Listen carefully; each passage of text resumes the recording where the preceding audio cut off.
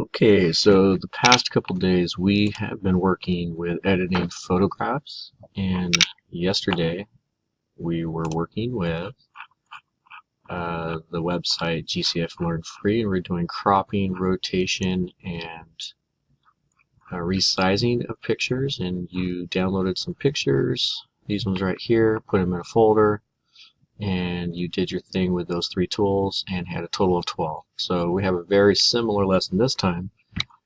But now we're in the section where it's called fixing common problems, and those common problems are brightness and contrast, color, and sharpness.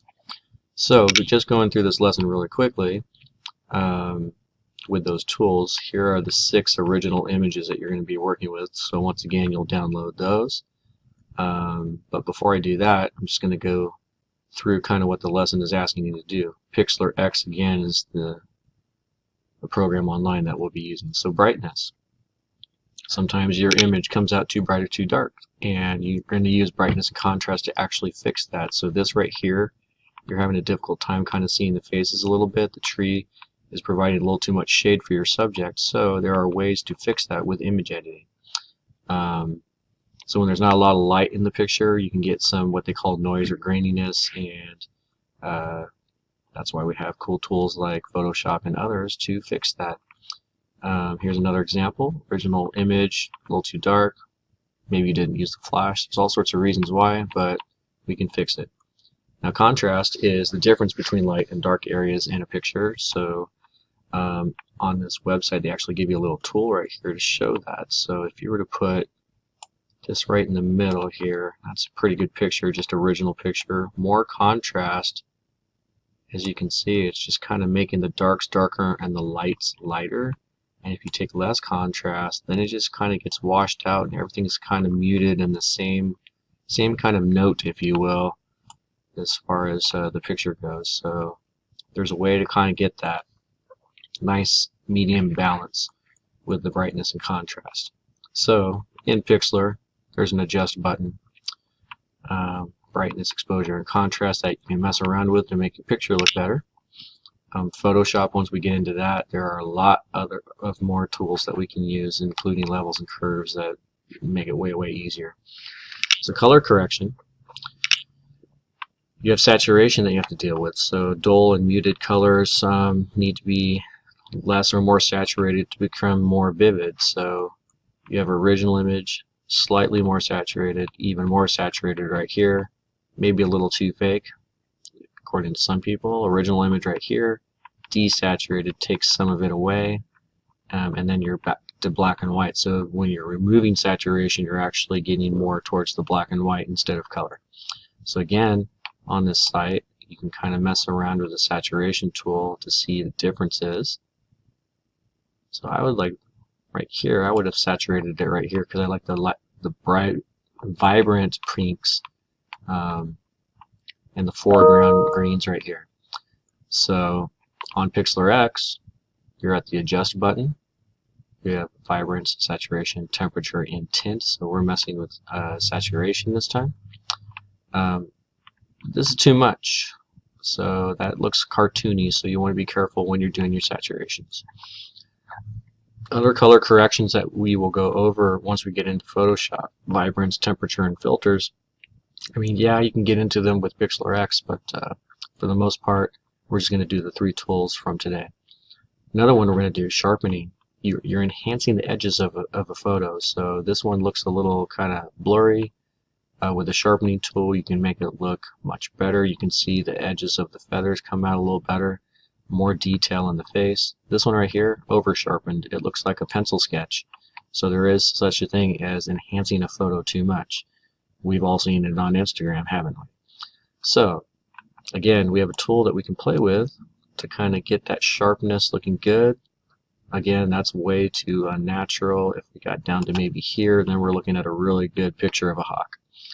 On Pixlr X, you're going to filter. On that filter, you've got sharpen, clarity, and smooth, and we're going to play around with the sharpen tool. Image noise has to do with like the graininess that you'll get in a photo, and a lot of times that has to do with the light that was either there or not there. So with image noise, that can be fixed with tools in our editing as well. So they give you a little slider to play with that too.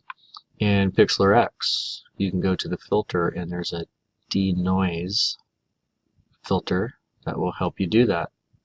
And then you've always got, put your faith into the software to auto fix things, which sometimes does the trick. I've done that with some sports posters where you just do auto fix and you're like, wow, that looks pretty good. I'm not sure if I can really make that look much better. So that's always a nice way in Photoshop or some other advanced program to get your images looking pretty darn good.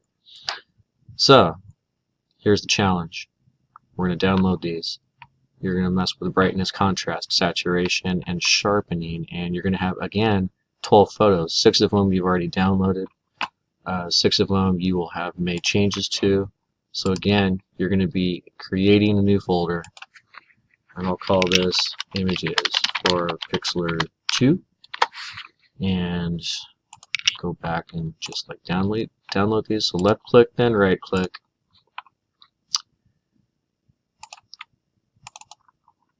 And then, so that's image number 1. Left click, then right click. And then they're getting into the same folder now, Images for Pixlr 2. Once you've done the first one, Windows gives you the option of just going right into the same folder. And we'll just download all these. So that's 3 out of 6. Going on here, left click, right click again. Nope, I did not want to zoom. Did not want to zoom on the squirrel butt. Alright, so saving for left click and right click. That's what I was doing on the squirrel. Too many left clicks. Okay, 5 and then last one. And now I'm going to have all 6 photos in my folder. And then I'm going to make my adjustments on Pixlr X with the tools that we talked about. And then I'm going to have 12 pictures in there. And so this folder, once I'm finished with it, will have 12. Go over to my drive, new, folder upload. And once that folder is uploaded, let's move my picture out of the way here. Ooh, where did the one from yesterday go? Let's see. Don't see it. Maybe I didn't put it. Oh no, it was the other. It was the other one. Okay, that's fine. So let's just pretend it's this Blue Nation student store folder. I can click this arrow, share, get the shareable link, and then you copy the link, and then you go over to your Google Classroom and turn it in. So here's a student view, and today's assignment, I haven't quite put because it's right here. I was creating it, brightness, contrast, color, sharpness. I've got the link there, so I'm just going to assign that right now on the teacher side. And once that's finished, I can go over to the student side and refresh, and it should pop up here. There we go. Brightness, contrast, color, sharpness. Let's pretend that I did my work and I have all 12 in there. So I'm going to do a link.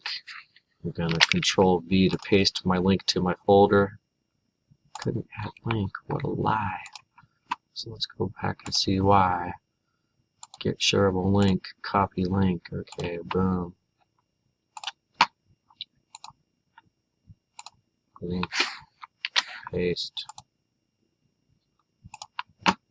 Okay, so I'll just do it the old-fashioned way. Go to my drive.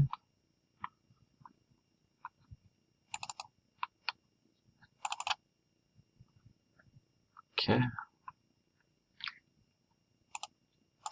Ideally, yours is going to work with the link for the folder. If not, this is your backup. And we're just going to turn it in. So if you have any questions, you know where to go. This brilliant video or ask me live in class. Have fun.